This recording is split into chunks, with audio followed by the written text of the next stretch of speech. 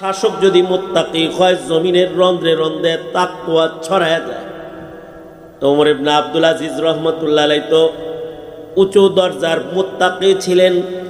তিনি যখন আমিরুল মুমিনিন, তখন জঙ্গলের বাঘরাও বদ্র ছিল। জঙ্গলের বাঘ ছাগলের উপর আক্রমণ করত না। কেমন মুত্তাকি ছিলেন ওমর ইবনে আব্দুল আজিজ! ইমাম গাজ্জালী রহমতুল্লাহ আলাইহি ইহয়া উলুমিদ্দিনের ভেতরে বর্ণনা করেছেন, ওমর ইবনে আব্দুল আজিজ একদিন তাহাজ্জুদের নামাজ পড়তেছেন। ওনার খাদেমা বান্দি, তখন দাসদাসীর আমল ছিল। যুদ্ধে কাফের গ্রেফতার হয়ে আসলে দাসদাসী হয়ে যেত।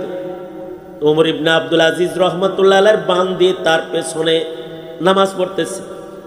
বান্দি নামাজ পড়তে পড়তে ওমর ইবনে আব্দুল আজিজের পেছনে ঘুমায়া পড়েছে। ওমর ইবনে আব্দুল আজিজ লম্বা নামাজ পড়েছেন। ওমর ইবনে আব্দুল আজিজ নামাজ শেষ করেছেন। শেষ করার পরে দেখে বান্দি ঘুমায় রয়েছে। হঠাৎ করে বান্দির ঘুম ভাঙছে আর কান্না শুরু করছে, চিল্লায় কান্দে। ওমর ইবনে আব্দুল আজিজ বলে, দাসী কাঁদো কেন? দাসী বলে, ভয়ঙ্কর একটা স্বপ্ন দেখছি, স্বপ্ন দেখে ডরে কান্দি, ভয়ে কান্দি। ওমর ইবনে আব্দুল আজিজ বলে, দাসী কি স্বপ্ন দেখেছ? দাসী বলে, আমিরুল মুমিনিন, আমি স্বপ্নে দেখি হাসরের ময়দান কায়েম হয়ে গেছে। হাসরের ময়দান তো ভয়ঙ্কর, আধা করে সূর্য আসবে, পায়ের নিচের জমিন তামা হয়ে যাবে। পেঁয়াজ কাতর মানুষ চিৎকার করে পানি পানি চিৎকার দিবে। বিচার শুরু হবে, কাহার আর জালাল আল্লাহ তাআলা রূপ ধরে বসে থাকবে। ভয়ঙ্কর এক বিভীষিকাময় এক বিভৎস অবস্থা হাসরের ময়দানে হবে, যেটা দেখা নবী রাসূলরাও কথা বলার সাহস হারায় ফেলবে।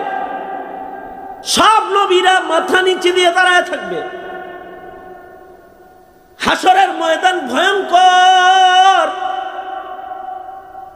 হাসরের ময়দান ভয়ঙ্কর। দাসী বলে, স্বপ্নে দেখি যে হাসর কায়েম হয়ে গেছে। হাসরের ময়দান কায়েম হয়েছে, তো আল্লাহ তাআলা দোজখের উপরে পুলসরাতকে স্থাপন করেছে। এটা আমি দেখলাম। সে স্বপ্নে দেখতেছে যে দোজখের উপরে পুলসরাতকে স্থাপন করা হয়েছে। জাহান্নামের উপরে একটা পুল, এটার নাম পুলসরাত। যেই রাস্তা দিয়া সকল জান্নাতীকে এক পথে আল্লাহর জান্নাতে ঢুকতে হবে। নবী, সিদ্দিক, শহীদ, ওলি, মুমিন, যারাই আল্লাহর জান্নাতে যাবে, আল্লাহর জান্নাতে যাওয়ার একটা মাত্র রাস্তা, এটা হলো পুলসরাত। পুলসরাত ছাড়া আর কোনো পথ নাই। পুলসরাতটা স্থাপন হবে দোজখের উপরে। দোজখের উপর দিয়ে হাইটা যাইতে হবে। আল্লাহর রাসূল এর বর্ণনা দিতে গিয়ে আল্লাহর রাসূল বলেছেন, যারা ঈমান আর তাকওয়ার আলো লইয়া পুলসরাতে দাঁড়াবে, তারা পুলসরাতের পুল পার হইয়া জান্নাতে তাকওয়ার আলো, ঈমানের আলো, আমলের আলো দিয়া তারা পুলসরাত পার হইয়া তারা জান্নাতে পৌঁছে যাবে। কিন্তু যাদের ঈমানের আলো, যাদের তাকওয়ার আলো, যাদের নামাজের আলো কম হবে, সব বাতির আলো যেমন এক না, সব নামাজের আলো এক না, সব কোম্পানির বাতির পাওয়ার এক না, সব নামাজের পাওয়ার এক না। কিছু মানুষের অনেক নামাজে অল্প আলো হবে, কিছু বাতি আছে অনেক জ্বালাইলে অল্প আলো হয়, আর কিছু বাতি আছে একটা জ্বালাইলে আলো হয়। সূর্যের আলো একটা বাতি কত আলো, আর এত বাতি জ্বলতেছে। ঈমানের আলো, তাকওয়ার আলো, কারোর আলো সূর্যের আলোর চাইতে ভালো হবে, যেটার দ্বারা পুলসরাতের পথ দেখে দেখে তারা পুলসরাত পার হয়ে জান্নাতে যাবে। এমনকি কারোর ঈমানের আলো, তাকওয়ার আলো এত বেশি পাওয়ারফুল হবে, রাসূল বলেন, তারা যখন তাকওয়ার আলো সহ পুলসরাতের পুলের উপরে দাঁড়াবে, তখন তাদের আলোর প্রভাবে দোজখ নিচ থেকে চিৎকার করে বলতে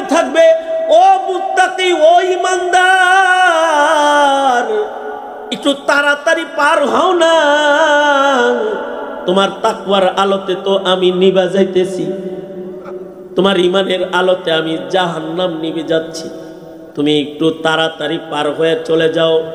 কিন্তু কিছু কিছু মুমিনের ইমানের আলো এত হালকা হবে, ইমানদার কিন্তু নামাজ পড়ে নাই, ইমানদার কিন্তু রোজা রাখে নাই, ইমানদার কিন্তু দাড়ি রাখে নাই, ইমানদার কিন্তু আলেমের সাথে সম্পর্ক নাই, ইমানদার কিন্তু হজ করে নাই, যাকাত আদায় করে নাই, ইমানদার কিন্তু হালাল হারামের তমিজ করে নাই, ইমানদার কিন্তু শরীয়ত মানে নাই, ইমানদার সে মানুষের উপরে জুলুম করেছে, ইমানদার কালেমাওয়ালা কিন্তু বদআখলাক ছিল, আখলাক ভালো ছিল না, ব্যবহার ভালো ছিল না, স্বভাব ভালো ছিল না, তার ইমানের আলো হালকা হবে, হালকা হবে। এই হালকা আলো দিয়া পুলসিরাত পার হওয়া সম্ভব না।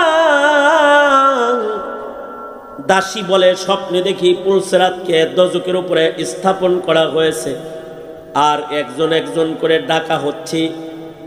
আপনার পূর্বের 3 জন খলিফাকে ডাকা হলো, নাম ধরে ধরে আমি স্বপ্নে দেখি। দাসী বলে, আপনার পূর্বের 3 জন খলিফারে ডাকা হয়েছে। কারে কারে ডাকা হয়েছে? সর্বপ্রথম ডাকা হলো আব্দুল মালিক বিন মারওয়ান, আসো পুলসিরাতের উপরে দাঁড়াও, পার হও, যাও। দাসী বলে, আব্দুল মালিক বিন মারওয়ান ডাকা হলে সে পুলসিরাতের পুলের উপরে দাঁড়াইল, কিন্তু তার ইমানের আলো এত কমজোর যে সে পথ চলতে পারল না। কয়েক কদম আগাইতেই তার পাপ ফসকে গেল আর দোজখের ভিতরে পড়ে গেল। দোজখের আগুনে পড়া এটা স্বাভাবিক বিষয় নয়, দোজখের আগুন কোনো স্বাভাবিক বিষয় নয়। গতকালকে আমার প্রোগ্রাম ছিল যশোরে, তো মাহফিল থেকে বেরোইছি, তো এক টিউবওয়েল ফ্যাক্টরির মালিক আসছে আমার কাছে, এসে কয়, হুজুর আমার ফ্যাক্টরিটা একটু দেখে যান। টিউবওয়েল বানায়, গেছি হার ফ্যাক্টরিতে, যা দেখি আগুনে জ্বালায়া লুহারে তরল পানি বানায় হেলাইছে। এই পানিগুলা বালতিতে নিয়ে নিয়ে খরমার ভেতরে দেয়, আর এগুলো দিয়া টিউবওয়েলের পার্টস হয়ে যেতেছে, কয়েক সেকেন্ডের ভেতরে এটা আবার জমে যায়। চুলার কাছে যাইতে দেখি এই লোহা জ্বালাই না, এই চুলাটা, এই চুলার পাশে যারা কাজ করতেছে তারা আলাদা পোশাক পরে রয়েছে, আগুনের ফুলকি যেন তাদের গায়ে না লাগে। তারা খুব সতর্ক, এই ভয়ঙ্কর আগুনের কোনো বাতাসে কোনো ফুলকি যেন তাদের গায়ে না লাগে। দুনিয়ার সাধারণ আগুন। জিজ্ঞাসা করলাম, ও ভাই, লোহা পানি বানান না, এই আগুনটা কি দিয়া জ্বালানো হয়েছে? এটা কি গ্যাসের আগুন? না না হযরত, এটা কয়লা দিয়া জ্বালানো হয়েছে। আমি বললাম, কয়লার আগুনই এমন ভয়ঙ্কর যে লোহারে পানি বানায় ফেলতেছি? কয়, জি হুজুর, এটা লোহাকে পানি বানায় ফেলেছে। আবার এই যে রাখতেছি 21 সেকেন্ড, 22-23 সেকেন্ডের ভেতরে এটা জমা যাইতেছে। চুলার সামনে দাঁড়ায়া ভেতরে কাঁপা শুরু হইল, কারণ আমি একটু সামনের দিকে চলে গেলাম। এই কয়লার আগুনের চুলায় যদি এমন হয় যার আগুনের তাপে লোহা পুইরা পানি হয়ে যায়, কুল নারু জাহান্নামা আশাদ্দু হাররা, দোজখের যে আগুন মহান আল্লাহ নিজের হাতে জ্বালাইছে, ওইটার প্রখরতা আর ওইটার কঠিনতা কত বেশি হবে। আর এই দোজখের লাকড়ি লোহা না, কাঠ না, এর লাকড়ি বানানো হবে গুনাহগার মানুষগুলা, বেঈমান মানুষগুলাকে এর ভিতরে ফেলে দেওয়া হবে। ওই দোজখের আগুনের ভিতরে যদি কয়েক সেকেন্ডের জন্য কাউরে ফেলা হয়, না জানি তার অবস্থা কি হবে। পুলসিরাতকে ওই দোজখের আগুনের উপরে মহান আল্লাহ স্থাপন করবেন। যারা পুলসিরাত পার হবে তারা জান্নাতে চলে যাবে, পা ফসকে গেলে দোজখে পড়ে যাবে। দাসী বলে, আব্দুল মালিক বিন মারওয়ানকে ডাকা হইল। আব্দুল মালিক বিন মারওয়ান কদম চলতে পারল না, সে দোজখের আগুনে পড়ে গেল। তারপরে কি হলো? ওমর ইবনে আব্দুল আজিজ বলে, তারপরে কি হইল? তারপরে ওয়ালিদ ইবনে আব্দুল মালিক বিন মারওয়ানকে ডাকা হলো। সেও কয়েক কদম হাইটা যায় সামনে যাইতে পারলো না, দোজখে পড়ে গেল আর চিৎকার করে কান্না শুরু করলো। তারপরে কি হলো? তারপরে সুলাইমান বিন আব্দুল মালিক বিন মারওয়ানকে পুলসিরাতের উপরে ডাকা হলো। কি হলো? সেও কয়েক কদম হাঁটার পরে সেও সামনে যেতে পারলো না, দোজখের আগুনের ভিতরে পড়ে গেল। তারপরে কি হলো? তারপরে ডাকা হলো উমর ইবনে আব্দুল আজিজ আল মারওয়ানি, উমর বিন আব্দুল আজিজ আল মারওয়ানি, আপনাকে ডাকা হলো। এই কথা শোনার সাথে সাথে উমর ইবনে আব্দুল আজিজের তাকওয়া এত বেশি যে উনাকে পুলসিরাতের পুলে ডাকা হয়েছে, এই কথা শোনার সাথে সাথে উনি অজ্ঞান হয়ে মাটিতে পড়ে গেলেন। মাহফিলের একেবারে শেষ ভাগ, আপনাদের সামনে সংক্ষেপে কিছু কথা বলবার জন্যে ইন্তজামের পক্ষ থেকে আদিষ্ট বসে গেছি। বরকতের নিয়তে সূরা আলে ইমরানের মশহুর আয়াতে কারিমা আপনাদের সামনে পেশ করেছি, হাদিসের খণ্ড আপনাদের সামনে পেশ করেছি। কিছু কথা বরকতের নিয়তে আপনাদের সামনে বলবার ইরাদা। আল্লাহ তাআলা কিছু উপকারী কথা আপনাদের কানে পৌঁছাইবার তৌফিক দান করেন। আপনারা দোয়া করুন, বলুন আমিন। আমাদের মুরব্বিও বলতেছিলেন আমাদেরকে যে কোরআনে কারীমের একমাত্র তালিম নবীজি 23 বছরের জীবনে এজন্য দিয়েছেন, কারণ কোরআনে কারীমের তালিমই মানুষকে মুত্তাকি বানায়। মুত্তাকি যদি কেউ হয়ে যায় তাহলে সে জান্নাতে যাওয়ার উপযুক্ত হয়ে যায়, কারণ জান্নাত মুত্তাকিদের জন্যই বানানো হয়েছে। উইদ্দাত লিল মুত্তাকিন, জান্নাত প্রস্তুত করা হয়েছে মুত্তাকি বান্দাদের জন্য। দুনিয়ার মাটিতে কেউ যদি টাকাওয়ালা হয় তাহলে জান্নাতে ঢোকা কনফার্ম হয় না। দুনিয়াতে কেউ যদি সুন্দর চেহারার হয় তো তার জান্নাত কনফার্ম হয় না। দুনিয়াতে কেউ যদি বাড়ি গাড়ির মালিক হয় তাতে আখিরাত কনফার্ম হয় না। সুতরাং দুনিয়ার জীবনে মানুষের টাকাওয়ালা হওয়া, বাড়িওয়ালা হওয়া, ক্ষমতাওয়ালা হওয়া, অর্থকরীর মালিক হওয়া, সুন্দর চেহারার হওয়া, এগুলো মানুষের আসল সফলতা না। মুমিনের জিন্দেগির দুনিয়ার হায়াতের আসল সফলতা হলো মুত্তাকি হওয়া। যে সফলতা ১৬ লক্ষ সাহাবায়ে কেরাম নবীজির সান্নিধ্যে কোরআনের তালিমের মাধ্যমে গ্রহণ করেছেন, অর্জন করেছেন। কেউ যদি মুত্তাকি হয়ে যায়, সে যদি টাকাওয়ালা নাও হয় তাও সফলতা তার অর্জন হয়ে যায়, জান্নাত তার জন্য কনফার্ম হয়ে যায়। কেউ যদি মুত্তাকি হয়ে যায়, দুনিয়ার জীবনে যদি তার 18 তালির জামাও রয়, জান্নাতের লিবাস তার জন্য প্রস্তুত হয়ে যায়। কেউ যদি মুত্তাকি হয়ে যায়, দুনিয়ার জীবনে গাছতলায় যদি তার বসবাস হয়, মুত্তাকি হয়ে দুনিয়ার জীবন শেষ করলে আখিরাত তার পরপারি বাদশাহীর জিন্দেগি কনফার্ম হয়ে যায়। কারণ সর্বনিম্ন জান্নাত যেটা মহান রব্বুল আলামিন মুত্তাকিদের জন্য বানাইছেন, সবচেয়ে ছোট জান্নাতটার আয়তন আসমান ও জমিনের আয়তনের সমান। আরদুহাস সামাওয়াত ওয়াল আরদ। আর নবীজি বলেন, এই উম্মতকে যে জান্নাত দেয়া হবে সর্বনিম্ন ছোটটা হলো এই পৃথিবীর 10 পৃথিবীর সমান। এই জান্নাত 10 পৃথিবীর সমান রাজত্বের জান্নাত মুত্তাকি ওয়ালাকে আল্লাহ তাআলা দান করবেন।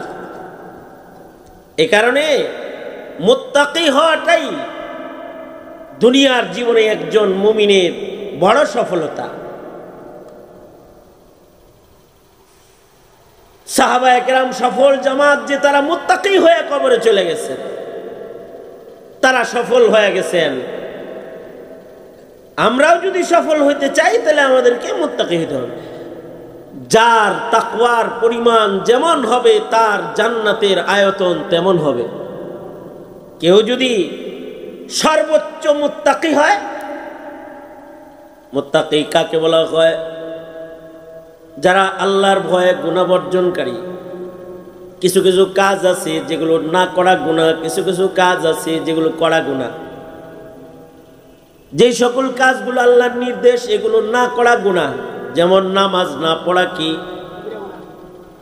রোজা না রাখা কি, এই জোরে বলেন, যাকাত না দেওয়া এটা কি, হজ না করা কি।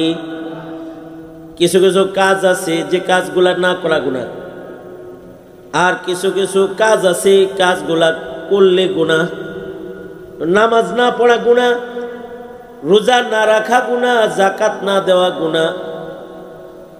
যাকাত না দেওয়ার গুনাহে কেউ যদি আজম বিল জজম করে তাহলে তার বিরুদ্ধেও জেহাদ করা যায়। হযরত আবু বকরের পয়লা জেহাদ ছিল মুনকিরিনে যাকাত, যারা যাকাত দিতে অস্বীকার করেছে তাদের বিরুদ্ধে জেহাদ।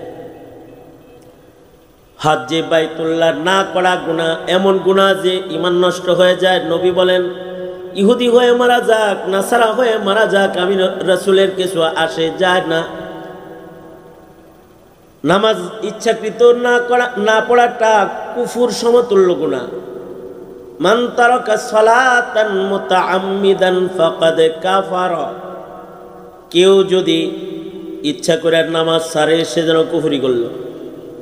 কিছু কিছু কাজ আছে কাজগুলো না করা গুনাহ, আর কিছু কিছু কাজ আছে যে কাজগুলা করা গুনাহ। যেমন মিথ্যা কথা বলা গুনাহ, জেনা করা গুনাহ, চুরি করা গুনাহ, গীবত করা গুনাহ, সুদ খাওয়া গুনাহ, বেপরদা চলা গুনাহ, দাড়ি কাটা কবিরা গুনাহ, সুন্নতের খেলাফ চলতে থাকা গুনাহ, কারোর উপরে জুলুম করা গুনাহ, কাউকে ধোঁকা দেওয়া গুনাহ, কারোরটা মাইরা খাওয়া গুনাহ। এই যে সকল গুনাহের বর্ণনা আল্লাহর রাসূল গুনাহ হিসাবে চিহ্নিত করে দিয়েছেন, আল্লাহর ভয়ে সেই গুনাহগুলো না করার নাম হলো তাকওয়াল্লাহ। আল্লাহর ভয়ে এই গুনাহগুলোর থেকে অতি সতর্কতার সাথে নিজেকে বাঁচায় রাখবে। খেয়ানতের গুনাহ, আমানতের খেয়ানত করবে না, কাউকে ঠকাবে না, ছলছাতুরি করবে না, দুই নাম্বারই করবে না। তাকওয়ার কারণে সর্বোচ্চ সতর্কতা সাহাবায়ে কেরাম নবীজির কাছ থেকে শিখে সর্বোচ্চ সতর্কতা আল্লাহর ভয় এটাকে গ্রহণ করেছেন। যেমন আমিরুল মুমিনিন হযরত উমর যখন খলিফাতুল মুসলিমিন হযরত উমরের তাকওয়াল্লাহ। আমিরুল মুমিনিন খলিফাতুল মুসলিমিন, কিন্তু তার খোদার ভয় কত। একবার তিনি বাতি লাগায়া, রাতের বেলায় বাতি জ্বালায়া সরকারি হিসাব নিকাশ দেখতেছেন। এমন সময় বাহির থেকে একজন লোক আসছে কথা বলার জন্য, কথা শুরু করছে, আর আমিরুল মুমিনিন হযরত ওমর বাতি বন্ধ করে দিচ্ছেন। আগন্তুক বলে মেহমান আসলে বাতি জ্বালাইতে হয়, মেহমানের ইজ্জত করা ঈমান। আমিরুল মুমিনিন আমি আসলাম, কথা শুরু করলাম, বাতি বন্ধ করলেন কেন? আমিরুল মুমিনিন বলে এটা বাইতুল মালের বাতি, সরকারি কাজ করার জন্য এই বাতি জ্বালিয়ে আমি খেলাফতের গুরুত্বপূর্ণ জিম্মাদারির কাজ করতেছিলাম। এই বাতি জ্বালায় তোমার সাথে ব্যক্তিগত কথোপকথন করলে এটা আমানতের খেয়ানত হয়ে যাবে। এ কারণে মহান রবের আদালতে কিবরিয়াতে আমি যেন আসামি না হই, আল্লাহর ভয়ে বাতি নিভায়া দিয়েছি। আল্লাহর ভয় এতটাই সতর্ক যে সামান্যতম খেয়ানত যেন না হয়, আল্লাহর আদালতে যেন জবাবদিহিতার কাঠগড়ায় না দাঁড়াতে হয়।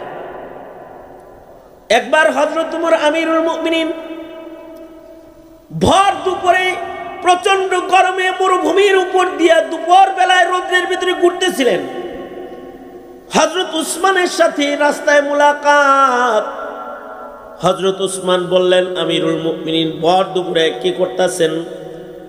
হযরত উমর বলে, বাইতুল মালের একটা উট হারায় গেছে, ওইটা তালাশ করতেছি। বাইতুল মালের উট তালাশ করতে আপনি বের হইছেন কেন?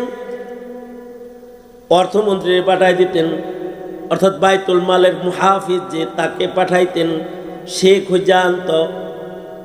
হযরত উমর বলে, আমি খলিফাতুল মুসলিমিন, ময়দানে মাশরে জিজ্ঞাসা করা হবে আমারে, তোমার রাষ্ট্রের বাইতুল মালের উট হারাইলো কেন? তখন আমি কি জবাব দিব? জবাবদিহিতা আমার এজন্য, ওই যে জবাবদিহিতা, ইসলাম জবাবদিহিতা শিখায়। জবাবদিহিতার নাম তাকওয়াল্লাহ। হযরত উমর বলে, জবাবদিহিতা আমার। হাসরের কঠিন ময়দানে আমাকে যদি জিজ্ঞেস করা হয়, উমর তোমার খেলাফত আমলে বাইতুল মালের উট হারাইছে কেন, হিসাব দাও। হিসাব আমি কি দিব? ডরে ভয়ে আমি নিজেই ঘুরতেছি, তালাশ করতেছি। তো হযরত ওসমান বলে, আমিরুল মুমিনিন, ঠিক আছে আপনি খুঁজবেন, বুঝলাম, আল্লাহর কাছে বাঁচার জন্য আপনাকে খুঁজতে হবে, বুঝলাম, কিন্তু এই ভর দুপুরে প্রচন্ড রোদের ভেতরে কেন ঘুরবার লাগছেন? বিকাল বেলায় রোদ্রটা একটু পয়রা গেলে, তাপ একটু কমলে বাইর হইলে ভালো হইতো না? হযরত ওমর সাথে সাথে ওই যে কোরআন রাসূল পড়াইছেন উমর রে, কোরআনের আয়াত হযরত ওমর তিলাওয়াত করেছে, কুল নারু জাহান্নামা আশাদ্দু হাররা, কুল নারু জাহান্নামা আশাদ্দু হাররা। আল্লাহ পাক বলেন, বন্ধু আপনি সকলকে জানিয়ে দেন, দুনিয়ার গরম এটা সাধারণ গরম, জাহান্নামের আগুনের গরম কিন্তু ভয়ঙ্কর, ভয়ঙ্কর গরম, সর্বোচ্চ গরম। আশাদ্দু হাররা, কুল নারু জাহান্নামা আশাদ্দু হাররা। এই উসমান, যদি বাইতুল মালের উটের কারণে আমি উমর রে দোজখে যাইতে হয়, দোজখের আগুন হালকা না, এই রৌদ্রের গরমের চেয়ে দোজখের আগুনের গরম অনেক বেশি ভয়ঙ্কর। এই যে ভয়টা, এই ভয়ের নাম তাকওয়াল্লাহ। এই তাকওয়াল্লাহ যার জীবনে যত বেশি হয়, মহান রবের আদালতে তার মাকাম তত বেড়ে যায়, তার মর্যাদা তত বেশি হয়ে যায়।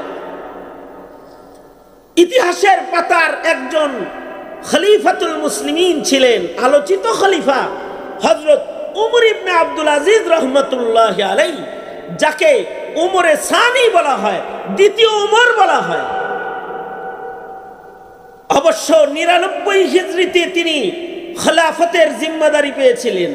99 হিজরিতে খলিফাতুল মুসলিমিন হয়েছেন উমর ইবনে আব্দুল আজিজ রহমাতুল্লাহি আলাইহি। উনি আশ্চর্য মুত্তাকি ছিলেন।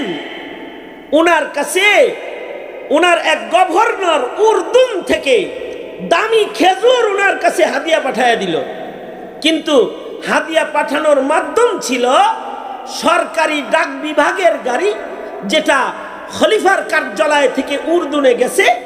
উর্দুনে ভালো খেজুর হয়, খলিফার জন্য ওই উর্দুনের গভর্নর দামি খেজুর ডাক বিভাগের গাড়িতে হযরত উমর ইবনে আব্দুল আজিজের কাছে মাসের বেতন যেটা পাইছে, বেতনের টাকা দিয়ে কিনা হাদিয়া পাঠাই দিছে। তো হযরত উমর ইবনে আব্দুল আজিজের কাছে খেজুরগুলা দিয়া বলে, আমিরুল মুমিনিন, এই খেজুর মদিনায় পাওয়া যায় না, এটা উর্দুনের দামি খেজুর। কে পাঠাইলো? উর্দুনের আপনার গভর্নর যে সে তার বেতনের টাকা থেকে আপনার জন্য কিনা হাদিয়া পাঠাইছে। ওমর ইবনে আব্দুল আজিজ, এটাকে বলা হয় তাকওয়াল্লাহ। ওমর ইবনে আব্দুল আজিজ বলে, এই খেজুরগুলা আইলো কেমনে, এই খেজুরগুলা কিভাবে আইছে? এটা ডাক বিভাগের গাড়ি যেটা আপনার কার্যালয় থেকে উর্দুনে গিয়েছিল, ডাক বিভাগের গাড়িতে প্যাকেটটা উঠায় দিছে, এটা অটো চলে আসছে, গাড়ি তো খালি আইতেছিল, ওইটার ভিতরে আসছে, গাড়ি খালি আসতেছিল, ওইটার ভিতরে চলে আসছে। এইটা কি বলে তাকওয়াল্লাহ। ওমর ইবনে আব্দুল আজিজ বলে, এই ডাক বিভাগের গাড়ির ড্রাইভারের বেতন দেয় সরকার, গাড়িটা কেনা হয়েছে সরকারি টাকায়, ডাক বিভাগের গাড়ি ডাক বিভাগের কাজে ব্যবহারের জন্য কেনা হয়েছে। এটার ভেতরে খলিফাতুল মুসলিমিনের হাদিয়ার খেজুর আইছে, এইটা যদি আমি খাই আর আল্লাহ যদি বলে তুই খলিফাতুল মুসলিমিন থাকাকালীন সরকারি গাড়িতে আসা খেজুরটা কি লেগে খাইলি, এর ভেতরে তো সরকারি মাল খরচ হয়ে গেছে, সুতরাং এই খেজুর একটাও খাওয়া যাবে না। এই খেজুরগুলা যাও বাজারে বিক্রি করে দাও, যেহেতু এটা সরকারি গাড়িতে আসছে, সুতরাং এই খেজুরগুলা বিক্রি টাকা বাইতুল মাল সরকারি ফান্ডে জমা করে দাও। এই জমানায় যদি উমর ইবনে আব্দুল আজিজের মতো মুত্তাকি একটা খলিফাতুল মুসলিমিন থাকতো, তাহলে রিজার্ভ ফান্ড খালি হয়ে যেত না, এটারও বাড়তো। কি কথা বলেন না? ঠিক না? ঠিক জোরে আওয়াজ করে। ব্যাংক খালি হয়ে গেছে। কয়দিন আগে আমার কাছে আসছে ন্যাশনাল ব্যাংকের এক গ্রাহক আসছে আমার কাছে, কয় হুজুর কিছুদিন আগে 10 লাখ টাকার এফডিআর করছিলাম, এখন 10 টাকাও ব্যাংক দেয় না। কেন দেয় না? কেন? কয় হাগর ব্যাংকে নাকি টাকা নাই। তা আমি একজন রেজে গেলাম, কি হয়েছে? কয় এমন শুধু ন্যাশনাল ব্যাংক না, বহু ব্যাংক খালি কইরা হাসিনার চেলাপেলারা খায় আর সব দেশের বাইরে পাঠাইয়া দিছে। এরাও দেশ চালায়, লুটপাটের রাজত্ব চালায়। আর উমর ইবনে আব্দুল আজিজ চালিয়েছিলেন তাকওয়ার রাজত্ব, যে বাইতুল মালের ডাক বিভাগের গাড়িতে খেজুর বহন হয়ে এসেছে। এই খেজুর উমর ইবনে আব্দুল আজিজ খান নাই, এই যে খাইলেন না, এটা হলো তাকওয়াল্লাহ। আল্লাহু আকবার জোরে করে বলেন। আল্লাহর ভয়ে খাইলেন না, কবরের ভয় তাকওয়াল্লাহ, হাসরের ভয় তাকওয়াল্লাহ। এই উমর ইবনে আব্দুল আজিজ রাহমাতুল্লাহি আলাইহি, উনি তখন খলিফাতুল মুসলিমিন, মাত্র 2 বছর 2 মাস 21 দিন খেলাফতের জিম্মাদারি হযরত উমর ইবনে আব্দুল আজিজ পালন করেছেন। এর ভেতরে দেশটাকে এক জান্নাতের টুকরায় পরিণত করেছিলেন। এক গোটা জমিনে কোনো মারামারি কাটাকাটি জুলুম অত্যাচার তো ছিল না। জঙ্গলের প্রাণীরাও ভদ্র হয়ে গিয়েছিল, জঙ্গলের প্রাণীরাও জুলুম করত না। বাঘ ছাগল এক গাঁটে পানি পান করত। আল্লাহু আকবার জোরে করে বলেন। হয় না? আরো জোরে আওয়াজ করে বলেন আল্লাহু আকবার। আওয়ামী লীগ, বিএনপি অথবা বিএনপি, অন্য দল, জাতীয় পার্টি, অমুক তমুক, এই সেই সব মিলে এক প্লেটে খানা খাওয়া মুশকিল। কে? ঠিক একজনে বললেন, কেন? ঠিক না? সব মিলে এক প্লেটে খানা খাওয়া মুশকিল। কিন্তু বাঘ আর ছাগল এক ঘাটে পানি পান করতো। এটা হলো উমর ইবনে আব্দুল আজিজের শাসনামল। উমর ইবনে আব্দুল আজিজের শাসনামলে বাঘ ছাগল এক ঘাটে পানি খাইতো। কত বছর ভৈরা এই শাসন তিনি কায়েম করেছিলেন? মাত্র 2 বছর 2 মাস 21 দিন। 2 বছর 2 মাস 21 দিনে তিনি এমন এক খেলাফত প্রতিষ্ঠা করেছিলেন, বাঘ ছাগল এক ঘাটে পানি পান করছে। আর এখন মানুষ এক প্লেটে খানা খাইতে পারে না। দাওয়াত তবলিগের একটা সুনাম ছিল যে তবলিগ জামাতের লোকেরা এক প্লেটে খানা খায়, এরা একজনেরটা ধরে না, একজনেরটা খায় না, একজনের ধাক্কা দেয় না, মারে না। শেখ হাসিনার সোহবতের বরকতে হেডাও নষ্ট হয়ে গেছে। ইজতেমার ভেতরে হেডাও শুরু হয়ে গেছে। রক্তপাত আগে ছিল বাইরে, ইজতেমায় ছিল না। এটা ওই হে এমন জুলুম করছে যে জুলুমকে ইস্তেমার মাঠেও ঢুকাই দিচ্ছে। লগি বৈঠার রাজনীতির প্রভাব, মানুষ হত্যা করার প্রভাব আর রক্তপাতের প্রভাব বিশ্ব ইজতেমার মাঠের উপরে ফেলে দিয়েছে। খেলাফতের প্রভাব, খলিফা যদি ভালো হয় জঙ্গল ভালো হয়ে যায়, আর শাসন যদি খারাপ হয় সব খারাপ হয়ে যায়। শাসকরা যখন খুনি হয়, শাসক যখন জালেম হয়, শাসক যদি ঘুষখোর হয়, সুদখোর হয়, জমিনের রন্ধ্রে রন্ধ্রে এর প্রভাব পইরা যায়। আর শাসক যদি মুত্তাকি হয়, জমিনের রন্ধ্রে রন্ধ্রে তাকওয়া ছড়ায় যায়। ওমর ইবনে আব্দুল আজিজ রহমতুল্লাহ আলাইহি তো উঁচু দরজার মুত্তাকি ছিলেন। তিনি যখন আমিরুল মুমিনিন, তখন জঙ্গলের বাঘরাও বদ্র ছিল। জঙ্গলের বাঘ ছাগলের উপর আক্রমণ করতো না। কেমন মুত্তাকি ছিলেন ওমর ইবনে আব্দুল আজিজ! ইমাম গাজ্জালী রহমাতুল্লাহ আলাইহি ইহয়া উলুমিদ্দিনের ভেতরে বর্ণনা করেছেন, ওমর ইবনে আব্দুল আজিজ একদিন তাহাজ্জুদের নামাজ পড়তেছেন। ওনার খাদেমা বান্দি, তখন দাসদাসীর আমল ছিল। যুদ্ধে কাফের গ্রেফতার হয়ে আসলে দাসদাসী হয়ে যেত। ওমর ইবনে আব্দুল আজিজ রহমতুল্লাহ আলাইহির বান্দি তার পেছনে নামাজ পড়তেছে। বান্দি নামাজ পড়তে পড়তে ওমর ইবনে আব্দুল আজিজের পেছনে ঘুমায়া পড়েছে। ওমর ইবনে আব্দুল আজিজ লম্বা নামাজ পড়েছেন। ওমর ইবনে আব্দুল আজিজ নামাজ শেষ করেছেন। শেষ করার পরে দেখে বান্দি ঘুমায় রয়েছে। হঠাৎ করে বান্দির ঘুম ভাঙছে আর কান্না শুরু করছে, চিল্লায় কান্দে। ওমর ইবনে আব্দুল আজিজ বলে, দাসী কাঁদো কেন?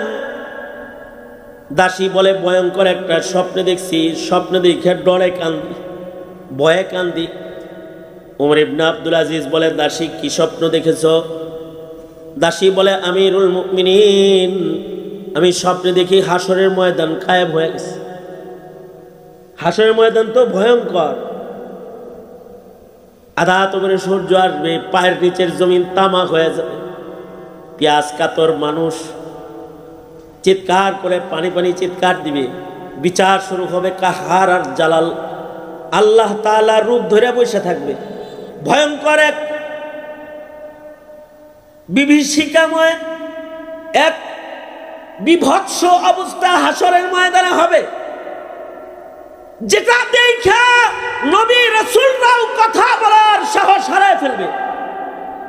সব নবীরা মাথা নিচে দিয়ে দাঁড়ায় থাকবে। হাসরের ময়দান ভয়ঙ্কর, হাসরের ময়দান ভয়ঙ্কর। দাসী বলে, স্বপ্নে দেখি যে হাসর কায়েম হয়ে গেছে। হাসরের ময়দান কায়েম হয়েছে তো আল্লাহ তাআলা দোজখের উপরে পুলসরাতকে স্থাপন করেছে। এটা আমি দেখলাম।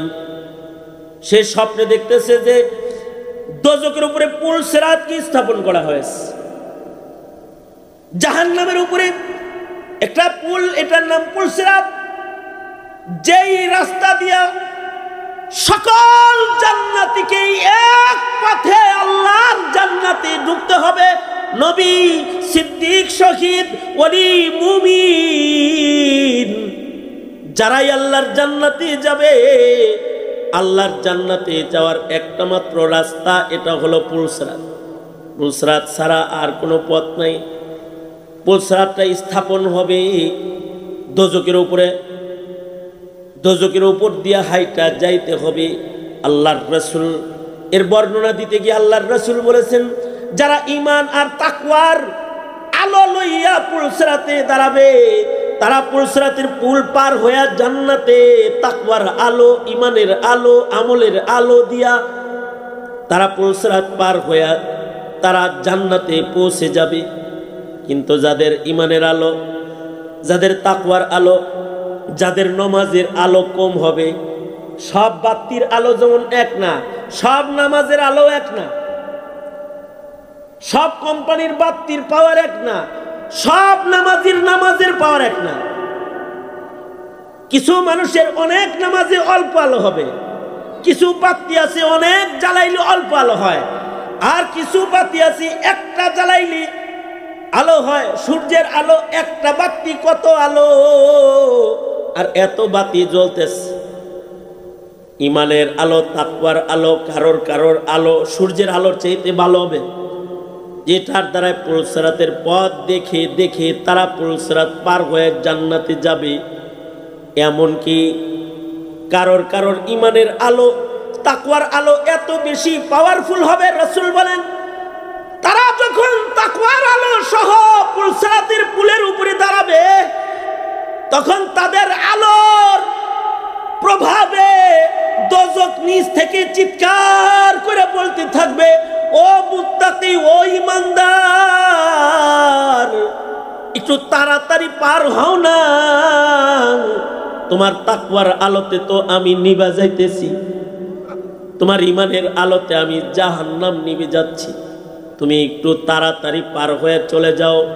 কিন্তু কিছু কিছু মুমিনের ইমানের আলো এত হালকা হবে, ইমানদার কিন্তু নামাজ পড়ে নাই, ইমানদার কিন্তু রোজা রাখে নাই, ইমানদার কিন্তু দাড়ি রাখে নাই, ইমানদার কিন্তু আলেমের সাথে সম্পর্ক নাই, ইমানদার কিন্তু হজ করে নাই, যাকাত আদায় করে নাই, ইমানদার কিন্তু হালাল হারামের তমিজ করে নাই, ইমানদার কিন্তু শরীয়ত মানে নাই, ইমানদার সে মানুষের উপরে জুলুম করেছে, ইমানদার কালিমাওয়ালা কিন্তু বদ আখলাক ছিল, আখলাক ভালো ছিল না, ব্যবহার ভালো ছিল না, স্বভাব ভালো ছিল না, তার ইমানের আলো হালকা হবে, হালকা হবে। এই হালকা আলো দিয়া পুলসিরাত পার হওয়া সম্ভব না। দাসী বলে, স্বপ্নে দেখি পুলসিরাতকে দোজখের উপরে স্থাপন করা হয়েছে, আর একজন একজন করে ডাকা হচ্ছে। আপনার পূর্বের 3 জন খলিফাকে ডাকা হলো, নাম ধরে ধরে আমি স্বপ্নে দেখি। দাসী বলে, আপনার পূর্বের 3 জন খলিফারে ডাকা হয়েছে। কারে কারে ডাকা হয়েছে? সর্বপ্রথম ডাকা হলো আব্দুল মালিক বিন মারওয়ান, আসো পুলসিরাতের উপরে দাঁড়াও, পার হও, যাও। দাসী বলে, আব্দুল মালিক বিন মারওয়ান ডাকা হলে সে পুলসিরাতের পুলের উপরে দাঁড়াইল, কিন্তু তার ইমানের আলো এত কমজোর যে সে পথ চলতে পারল না। কয়েক কদম আগাইতেই তার পাপ ফসকে গেল আর দোজখের ভিতরে পড়ে গেল। দোজখের আগুনে পড়া এটা স্বাভাবিক বিষয় নয়, দোজখের আগুন কোনো স্বাভাবিক বিষয় নয়। গতকালকে আমার প্রোগ্রাম ছিল যশোরে, তো মাহফিল থেকে বেরোইছি, তো এক টিউবওয়েল ফ্যাক্টরির মালিক আসছে আমার কাছে, এসে কয়, হুজুর আমার ফ্যাক্টরিটা একটু দেখে যান। টিউবওয়েল বানায়, গেছি হার ফ্যাক্টরিতে, যা দেখি আগুনে জ্বালায়া লুহারে তরল পানি বানায় হালাইছে। এই পানিগুলা বালতিতে নিয়ে নিয়ে খরমার ভেতরে দেয়, আর এগুলো দিয়া টিউবওয়েলের পার্টস হয়ে যেতেছে, কয়েক সেকেন্ডের ভেতরে এটা আবার জমে যায়। চুলার কাছে যাইতে দেখি এই লোহা জ্বালাই না, এই চুলাটা, এই চুলার পাশে যারা কাজ করতেছে তারা আলাদা পোশাক পরে রয়েছে, আগুনের ফুলকি যেন তাদের গায়ে না লাগে। তারা খুব সতর্ক, এই ভয়ঙ্কর আগুনের কোনো বাতাসে কোনো ফুলকি যেন তাদের গায়ে না লাগে। দুনিয়ার সাধারণ আগুন। জিজ্ঞাসা করলাম, ও ভাই, লোহা পানি বানান না, এই আগুনটা কি দিয়া জ্বালানো হয়েছে? এটা কি গ্যাসের আগুন? না না হযরত, এটা কয়লা দিয়া জ্বালানো হয়েছে। আমি বললাম, কয়লার আগুনই এমন ভয়ঙ্কর যে লোহারে পানি বানায় ফেলতেছি? কয়, জি হুজুর, এটা লোহাকে পানি বানায় ফেলেছে। আবার এই যে রাখতেছি 21 সেকেন্ড 22-23 সেকেন্ডের ভেতরে এটা জমা যাইতেছে। চুলার সামনে দাঁড়ায়া ভেতরে কাঁপা শুরু হইল, কারণ আমি একটু সামনের দিকে চলে গেলাম। এই কয়লার আগুনের চুলায় যদি এমন হয় যার আগুনের তাপে লোহা পুইরা পানি হয়ে যায়, কুল নারু জাহান্নামা আশাদ্দু হাররা, দোজখের যে আগুন মহান আল্লাহ নিজের হাতে জ্বালাইছে, ওইটার প্রখরতা আর ওইটার কঠিনতা কত বেশি হবে। আর এই দোজখের লাকড়ি লোহা না, কাঠ না, এর লাকড়ি বানানো হবে গুনাহগার মানুষগুলা, বেঈমান মানুষগুলাকে। এর ভিতরে ফেলে দেওয়া হবে। ওই দোজখের আগুনের ভিতরে যদি কয়েক সেকেন্ডের জন্য কাউরে ফেলা হয়, না জানি তার অবস্থা কি হবে। পুলসরাতকে ওই দোজখের আগুনের উপরে মহান আল্লাহ স্থাপন করবেন। যারা পুলসরাত পার হবে তারা জান্নাতে চলে যাবে, পা ফসকে গেলে দোজখে পড়ে যাবে। দাসী বলে আব্দুল মালিক বিন মারওয়ানকে ডাকা হইল। আব্দুল মালিক বিন মারওয়ান কদম চলতে পারল না, সে দোজখের আগুনে পড়ে গেল। তারপরে কি হলো? ওমর ইবনে আব্দুল আজিজ বলে তারপরে কি হইল? তারপরে ওয়ালিদ ইবনে আব্দুল মালিক বিন মারওয়ানকে ডাকা হলো। সেও কয়েক কদম হাইটা যায় সামনে যাইতে পারলো না, দোজখে পড়ে গেল আর চিৎকার করে কান্না শুরু করলো। তারপরে কি হলো? তারপরে সুলাইমান বিন আব্দুল মালিক বিন মারওয়ানকে পুলসরাতের উপরে ডাকা হলো। কি হলো? সেও কয়েক কদম হাঁটার পরে সেও সামনে যেতে পারলো না, দোজখের আগুনের ভিতরে পড়ে গেল। তারপরে কি হলো? তারপরে ডাকা হলো উমর ইবনে আব্দুল আজিজ আল মারওয়ানি। উমর বিন আব্দুল আজিজ আল মারওয়ানি, আপনাকে ডাকা হলো। এই কথা শোনার সাথে সাথে উমর ইবনে আব্দুল আজিজের তাকওয়া এত বেশি যে উনাকে পুলসরাতের পুলে ডাকা হয়েছে, এই কথা শোনার সাথে সাথে উনি অজ্ঞান হয়ে মাটিতে পড়ে গেলেন। দাসী বান্দি উমর ইবনে আব্দুল আজিজের কানে যে চিল্লায় চিল্লায় বলতে লাগলো, আমিরুল মুমিনিন, ভয়ে আপনি অজ্ঞান হলেন কেন? আপনার পূর্বের তিনজন দোজখে পড়লেও আপনি যখন পুলসরাতে দাঁড়ালেন, আপনাকে আপনার নেক আমলের নূর পেঁচায়া আপনাকে দোজখ পার করে জান্নাতে পৌঁছায় দিল। কিন্তু ওমর ইবনে আব্দুল আজিজ অজ্ঞান অবস্থায় পড়ে রয়েছেন, কিছুই শুনতেছেন না। দাসী চিল্লাইতেছে আর কাঁদতেছে আর বলতেছে, আপনারই যদি এই অবস্থা হয় তাহলে আমার কি অবস্থা? আপনারই যদি এই হালত হয় তাহলে আমার কি হালত? ওমর ইবনে আব্দুল আজিজের মাথার ভেতরে পানি দিতে দিতে কিছু সময় পরে ওমর ইবনে আব্দুল আজিজের হুশ আসছে পরে ওমর বলে, দাসী আমার নাম ধরে ডাকা হলো, এরপরে কি হয়েছে তা তো বললেন না। আপনি তো এটা বলার আগেই অজ্ঞান হয়ে গেছেন।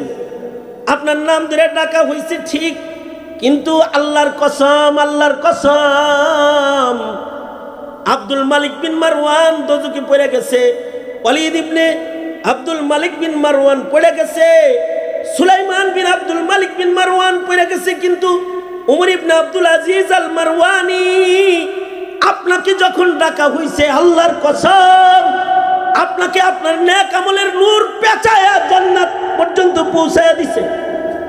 যাদের নেক আমল রবে, যাদের তাকওয়া রবে, তাদেরকে আল্লাহ তাআলা এইভাবে বিজলির মতো পার করে জান্নাতে পৌঁছায়া দিবে। আল্লাহর রাসূল বলেন, উম্মতেরা রে, সুন্দর বাড়িওয়ালা হইলে আমি তোদের জান্নাতের জিম্মাদার না, তোরা ক্ষমতার মালিক হলে তোদের জান্নাতের জিম্মাদার আমি না, সুন্দর চেহারাওয়ালার জান্নাতের জিম্মাদার আমি না। কিন্তু আল্লাহর রাসূল বলেন, এই আমার উম্মত, আমি নবী নিজে দায়িত্ব নিলাম, তোমাকে আল্লাহর জান্নাতের ভেতরে মাঝখানে একটা বাড়ি আল্লাহর কাছ থেকে আমি রাসূল নিজে নিয়ে দিব। আল্লাহর রাসূল বলেন, ক্বালা রাসূলুল্লাহি সাল্লাল্লাহু আলাইহি ওয়াসাল্লাম, আনা যাঈমুন বিবাইতিন ফি ওয়াসাতিল জান্নাহ। নবীজি বলেন, উম্মতেরা, তোমাদেরকে আমি নবী নিজ দায়িত্বে নিজ জিম্মায় আল্লাহর জান্নাতের মিডলে মাঝখানে আল্লাহর কাছ থেকে একটা বাড়ি আদায় করে দেওয়ার দায়িত্ব আমি রাসূল নিজে নিয়ে নিলাম। শর্ত হলো, লিমান হাসানা খুলুকাহু, যে তার চরিত্র ভালো বানাইবা, আমি নবী নিজ জিম্মায় দায়িত্বে তাকে আল্লাহর জান্নাতে পৌঁছায় দিব। সুবহানাল্লাহ। চেহারা সুন্দর হলে জান্নাতের কনফার্মেশন না, কিন্তু চরিত্র সুন্দর হলে জান্নাতের কনফার্মেশন আল্লাহর রাসূল নিজে দিয়েছেন। আল্লাহর রাসূল বলেন, এই আমার উম্মতেরা, দুইটা জিনিসের জামানতদারি নাও, আমি জান্নাতের জামানতদারি নিব। যারা নিজেদের মুখ নিজেদের লজ্জাস্থানকে পবিত্র রাখবা, এটার জামানতদারি যারা নিবা, আমি নবী জামানতদারি নিলাম, তাকে আল্লাহর জান্নাতে পৌঁছায়া দিব। সুবহানাল্লাহ। রাসূল নিজে জান্নাতে পৌঁছায়া দিব। নবীজিকে আল্লাহ তাআলা ওই আখলাকের সৌন্দর্য সর্বোচ্চ দিয়ে জমিনে পাঠিয়েছিলেন। নবীজি সাহাবীদেরকে এই আখলাকটাই শিখায়া গিয়েছেন। পৃথিবীর দিন দিন অধপতন যেটা ঘটতেছে সেটা হলো আখলাকের অধপতন, তাকওয়ার অধপতন, ঈমানের অধপতন। এইটা একজন মুমিনের জীবনের সবচেয়ে ভয়ঙ্কর অধপতন। আমাদের আবু আজদাদ, আমাদের পিতৃপুরুষ, যাদেরকে দেখে কাফের কালেমা পড়ে মুসলমান হয়েছে, তাদের চেহারা দেখে না, তাদের আখলাক দেখে কাফের কালেমা পড়ে মুসলমান হয়েছে। সাহাবায়ে কেরামের আখলাক দেখে কাফের কালেমা পড়ে মুসলমান হয়েছে। তাবেঈনদের আখলাক দেখে কাফের কালেমা পড়ে মুসলমান হয়েছে। অত দূর যেতে হবে না, এই তো শত শত বছর আগেও আমাদের বুজুর্গদের আখলাক দেখে কাফের কালেমা পড়ে মুসলমান হয়েছে। এই হুসাইন আহমদ মাদানী, এই আশরাফ আলী থানভী, ওনাদের আখলাক দেখে হিন্দুরা কালেমা পড়ে মুসলমান হয়েছে। হযরত মাদানী রহমতুল্লাহ আলাইহি একবার ট্রেনে সফর করতেছেন, ওনার পাশেই একটা হিন্দু সফর করতেছে হযরত মাদানীর সাথে। এই হিন্দুর ট্রেনের ভেতরে বাথরুমে চাপ দিছে, হাগু ধরছে। হাগু ধরলে যদি চাপ বেশি দেয় হাগুতে, তাহলে এটা আটকায় রাখা কষ্ট না? স্যার হোসেন কে মিয়া কতক্ষণ মিয়া, মানে হাগায় যদি চাপ দেয় এটা আটকায় রাখা কষ্ট না? এদিকে আটকায় রাখার জিনিস। যাই হোক, এই ইকোমিকো বন্ধ কর তুই। এই এস্তেঞ্জায় চাপ দিছে আর তো উনি তো অস্থির হয়ে গেছে, কি করবে এখন? বাথরুমে গেছে, কিন্তু কম্পার্টমেন্টের বাথরুমের ভেতরে এমন ময়লা যে এইটা বাথরুম করার চাইতে কাপড়ে করে দেওয়া ভালো, এইরকম ময়লা। এই হিন্দু ভদ্রলোক বাথরুম না করে আইসা হযরত থানভী, হযরত মাদানীর পাশে বসে রয়েছে। হযরত মাদানী তো চেহারা দেখে বুঝছেন হ্যাঁ তো সমস্যা হয়েছে, মানে সে হাগু করতে পারতেছে না, দেখে তার চেহারা তো ঘামতেছে রে। হযরত মাদানী নিজেই পানি টানি লইয়া বাথরুমে চলে গেছেন।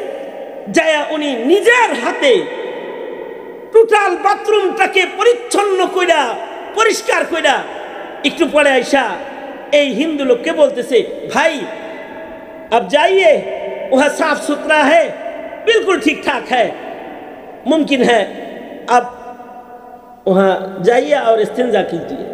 সুন্দর করে পাঠাই দিছে। এই লোক গেছে, যে যায়া চিন্তা করতেছে, আমি মনে করলাম এই হুজুর হাঁকতে ঢুকছে, এখন থেকে এটা ধুইতে ঢুকছে। সে নিজে হাগু করতেছে ঠিক, হাগুর সাথে সাথে এর কুফুরিও বাইরে হয়ে গেছে, মানে তার দিলের ভিতরে যে কুফুরি ছিল এইটাও বাইরে হয়ে গেছে।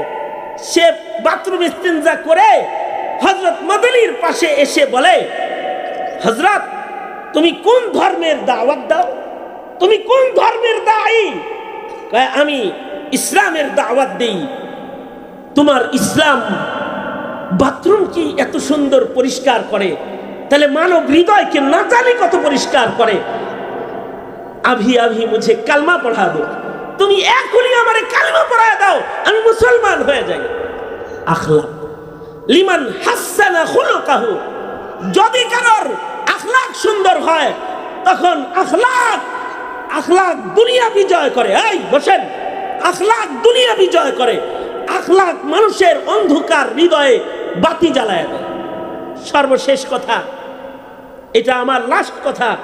আমার টাইম দিছে সোয়া 11টা পর্যন্ত, কইছে কাগজে লেখা 11টা, কিন্তু আপনাকে সময় দেওয়া হলো সোয়া 11টা, আর আমি এসে পড়েছি এখন 11টা 21 পর্যন্ত। আমি আরেকটা দৃষ্টান্ত দেওয়ার জন্য আর 2-3 মিনিট সময় আমি নিজের মানে জোর করে নিয়ে নিতেছি আর মানিয়া না মান মাইতেরা মেহমান আমি আরো 2-3 মিনিট নিয়ে নিতেছি। সেটা হলো দুনো হাত উপরে তোলেন, সোজা করেন, হ্যাঁ নাড়াচাড়া দেন, জবান খুলে বলেন সুবহানাল্লাহ। এর চাইতে বেশি আওয়াজ পারেন না আপনারা? এত রাত্রে যে এত মানুষ আছেন, জোরে কর না সুবহানাল্লাহ, আলহামদুলিল্লাহ, লা ইলাহা ইল্লাল্লাহ, আল্লাহু আকবার। হাত নামান।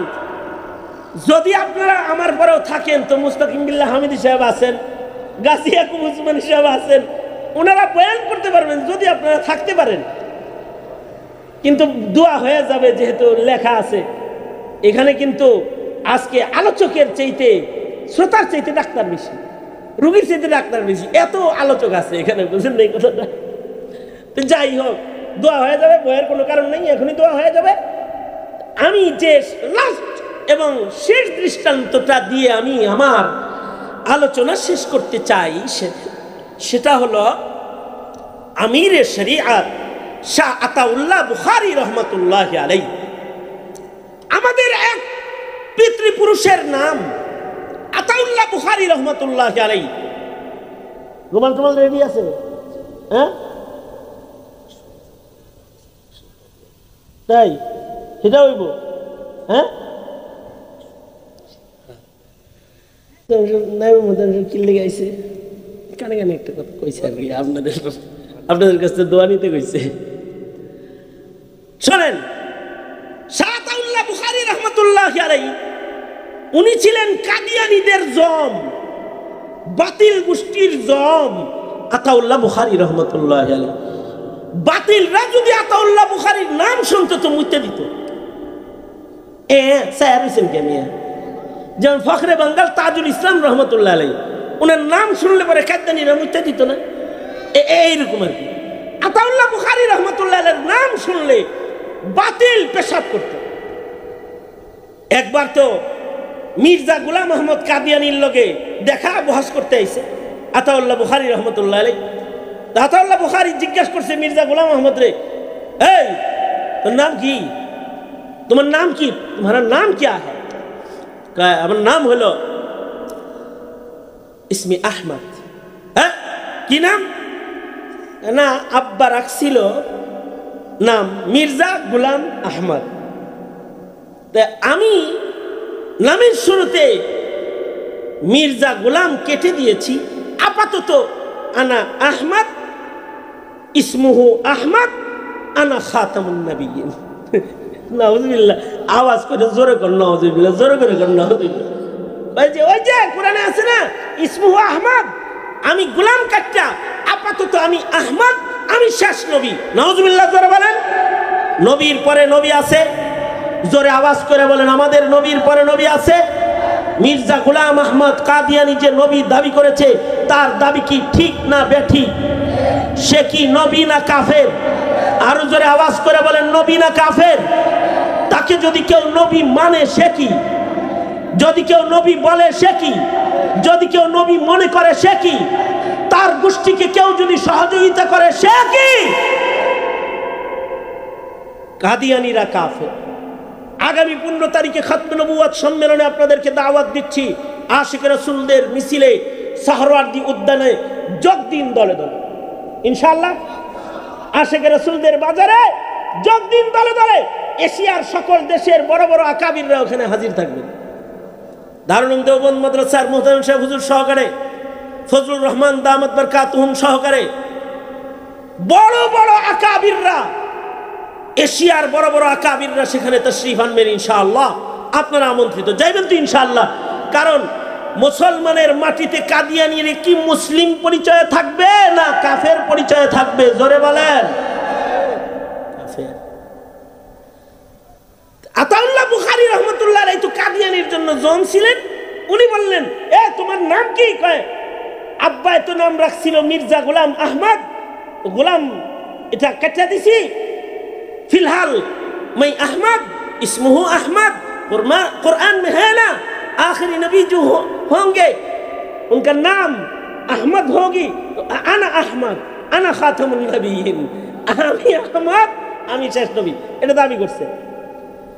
আশ্চর্য ব্রেন, আশ্চর্য জবাব দেওয়ার ব্রেন ছিল আতাউল্লাহ বুখারী রহমতুল্লাহ আলাইহি।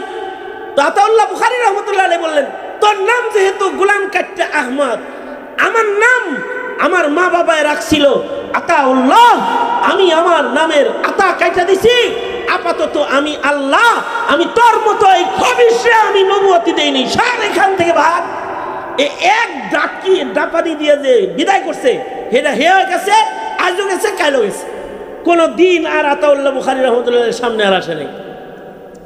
এইরকম একজন আজব গরম মানুষ ছিলেন আতাউল্লাহ বুখারী, কিন্তু আখলাক কেমন ছিল?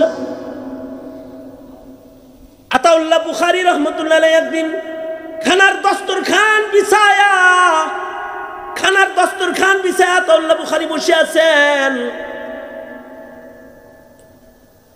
মেহমানের ইন্তজার করতেছেন, মেহমান লয়ে খানা খাইবেন। হঠাৎ করে দেখে ওনার সামনে দিয়া একটা মেথর, হিন্দু মেথর, হাতে বালতি আছে, ঝাড়ু আছে, বালতি আছে। কোথাও থেকে হয়তো মেথরের কাজ করে আসলো। মেথররা কি করে? স্বর্ণ কুড়ায়। স্যার হইছেন কে? মেথররা কি করে জোরে বলেন? পায়খানার টাঙ্কি সাফ করে মিয়া, কেবল মাত্র পায়খানার টাঙ্কি টুঙ্কি সাফ করে মেথর একটা হাতে বালতি ঝাড়ু লইয়া এখান দিয়ে যায়। আতাউল্লাহ বুখারী বলে, পাইছি, আসো কাছে আসো। এই লোক কাছে আসলে আতাউল্লাহ বুখারী তার দিকে তাকায়, কয়, ভাই তোমার চেহারা দেখে মনে হয় খানা খাও নাই। তো সে বলে, হযরত আমির শরিয়ত সাহেব, আজকে খানা খাইনি তা না, 2 দিন যাবৎ পেটে খানা নাই, ক্ষুধার যন্ত্রণা লই এই কাজ করে, কেবল মাত্র একটু কাজ করলাম, কিছু ইনকাম হয়েছে, বাড়িতে বাজার নিয়ে গেলে তারপরে বাচ্চা কাচ্চা বিবি সবাই মিলে রান্না করে খাবো, ক্ষুধার্ত বাড়ির সবাই। আতাউল্লাহ বুখারী বলে, আসো আসো আমার কাছে আসো, আমার সাথে বৈশা যাও, দস্তরখান তৈয়ার, আমার সাথে বসো। খাবার আনতেছে, খাবার আনা হলো। আতাউল্লাহ বুখারী বলে, ঠিক আছে ভাই, চলো আমি তোমাকে হাত মুখ নিজের হাতে ধৌত করে দিই। আতাউল্লাহ বুখারী নিজের হাতে পানি ঢাললেন, মেথরের হাত মুখ ধৌত করাইলেন, সাবান দিয়া হাত ধোয়া পরিষ্কার পরিচ্ছন্ন বানায়া নিজের পাশে দস্তরখানে বসায়া বললেন, ভাই খানা খাও, শুরু করো, খাবার লুকমা উঠাও, খানা খাওয়া শুরু করো না ভাই। মেথর বলে, হযরত আমরা মেথর জাত, স্বজাতি হিন্দুরাও কেউ আমাদের সাথে খানা খায় না, আমরা যেখানে বসি অন্যরা সেখানে বসে না, আমরা নিম্নমানের মেথর জাত, আমরা যে প্লেটে খানা খাই সে প্লেটে অন্য আর কেউ খায় না। আপনি আমিরে শরিয়াত, আপনি মুসলমানদের সর্দার, হিন্দু মেথর হইয়া ময়লা সাফ করার হাত আপনার দস্তরখানে আপনার প্লেটে লাগানোর মতো সাহস হিম্মত আমার নাই। আতাউল্লাহ বুখারী বলে, আরে ভাই এত কিছু বলো কেন? তুমিও মানুষ, আমিও মানুষ, তোমার পেটে ক্ষুধা আছে, আমার পেটে ক্ষুধা আছে, তুমি খাইলেও পেট ভরে, আমি খাইলেও পেট ভরে, খানা দানা এর ভেতরে কোনো বংশের তফাৎ নেই, খাও খাও আমার সাথে খানা খাও। হিন্দু লোকটার হাত থরথর করে কাঁপতেছে। যতই আতাউল্লাহ বুখারী বলতেছে প্লেটে হাত লাগাইতে, সে হাত লাগাইতে পারে না, তার হাত থরথর করে কাঁপবার লাগছে। আতাউল্লাহ বুখারী এটা দেখা বুঝা ফেলছেন মেথর তার নিজের হাতে আমার প্লেট থেকে খানার লুকমা উঠায় খাওয়ার মতো হিম্মত তার নাই। আতাউল্লাহ বুখারী নিজেই হাত লাগায় দিলেন, খানায় হাত লাগায় নিজে লুকমা বানায় তার মুখের কাছে উঠায় দিয়া বলে, ঠিক আছে নিজের হাতে খাইতে হইব না, আমি তোরে খানা খাওয়ায় দিতেছি, তোর ভুখ মিটা, তুই খানা খা। আতাউল্লাহ বুখারী নিজে এক লুকমা খায়, হিন্দুরে আর এক লুকমা খাওয়ায়, নিজে খায়, এই হিন্দুটাকে খাওয়ায়, নিজের হাতে খানা খাওয়ায়া হিন্দু মেথরকে পেট ভরায় দিছে। সামনে পানি পান করার গ্লাস আছে, খানা কমপ্লিট হয়েছে। আতাউল্লাহ বুখারী বলে, এই এই গ্লাস দিয়ে পানি পান করে পিপাসা মিটায়া লাও। সে বলে, আমরা যে পাত্রে পানি খাই ও পাত্রে কেউ পানি পান করে না, আপনার গ্লাসে আমি পানি খাবো না, আমি অন্যত্র গিয়ে খাবো। আতাউল্লাহ বুখারী তার হাত ধরে বসায়া গ্লাসটাও নিজের হাতে মুখে লাগায়া দিয়া পানি পান করে ওই গ্লাসে আতাউল্লাহ বুখারী নিজেও আবার পানি পান করে বুঝায়, মানুষ এক পাত্রে খাওয়াটা এটা কোনো অন্যায় নয়, এটা খাওয়া যায়, এটার নাম আখলাক। হিন্দু ভদ্রলোকরে খানা খাওয়ায়া পানি পান করাইয়া আতাউল্লাহ বুখারী নিজের হাতে তার মুখে ধৌত কইরা পরিষ্কার করে বলে, যাও এবার তুমি বাড়ি যাইতে পারো। লোকটা আবার মেথরের সামানগুলো হাতে লইয়া যখন চলে যাইতেছে, যাওয়ার আগ দিয়া বলে, আমিরে শরিয়াত শাহ সাহেব চলে যাবেন না, এখানে একটু সময় বসেন, আমি একটু বাড়ি থেকে আসতেছি। লোকটা বাড়ি চলে গেল। কিছু সময় পরে নিজের বিবিরে নিজের সন্তানদেরকে গোসল করায়া সুন্দর কাপড় পরায়া দৌড়ায়া পেরেশান হইয়া আতাউল্লাহ বুখারী রহমাতুল্লাহের কাছে আসছে। এসে বলে, আতাউল্লাহ বুখারী নিজের হাতে আমার পেট ভরায় খানা খাওয়াই দিছো, এবার নিজের হাতে আমার হাত ধোয়া দিছো, মুখ ধোয়া দিছো, তুমি কি আমাকে নিজের হাতে আমার দিলটা একটু বড়াইয়া দিবা না? আমার জিন্দিগির কুফুর কি ধুইয়া একটু তাওহীদের শরাব আমারে পান করাইবা না? আমি আমার বিবি বাচ্চার সব লয়ে আসছি, আমিরের শরিয়াত কালমা পড়াও, আমরা সব মুসলমান হয়ে যাব।